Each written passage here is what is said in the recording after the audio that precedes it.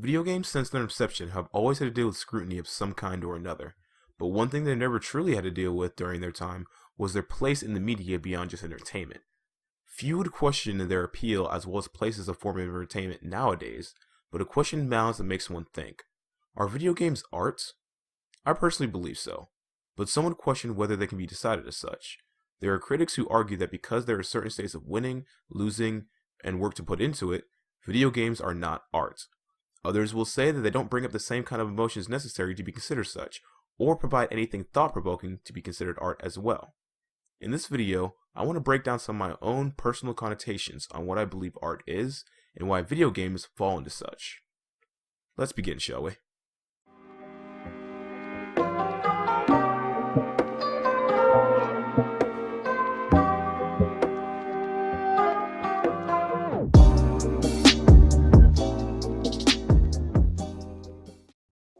If we were to follow the Merriam-Webster definition of the word art, it is a skill acquired by experience, study, or observation, a branch of learning, an occupation requiring knowledge or skill, or the conscious use of skill and creative imagination, especially in the production of aesthetic objects.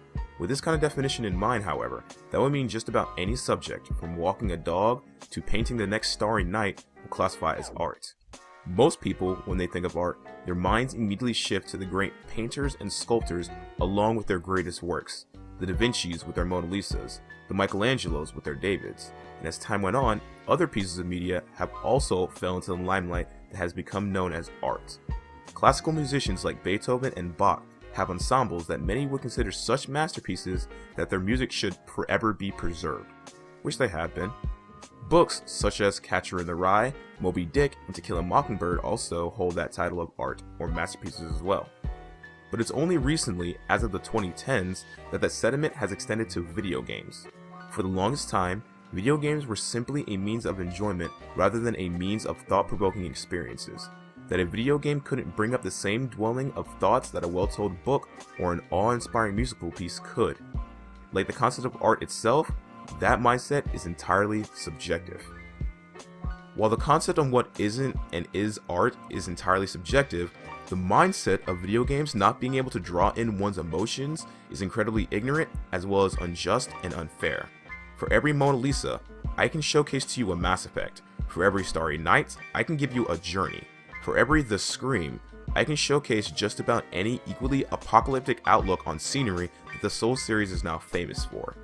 And yet subcritics like Roger Ebert, where all respect is due, doesn't consider video games as art, for some of the very biased and unfair reasons that he considers chess art. After hearing a piece where Kelly Santiago at a TED Talk where she went into detail about what is and isn't art and what video games define as art, she would then go on to say that chess, football, baseball, and even mahjong cannot be art, however elegant their rules are. And I agree on that. But of course, that all depends on what your personal definition of art is. One of her quotes from the piece is, "Art is the process of deliberately arranging elements in a way that appeals to the senses or emotions."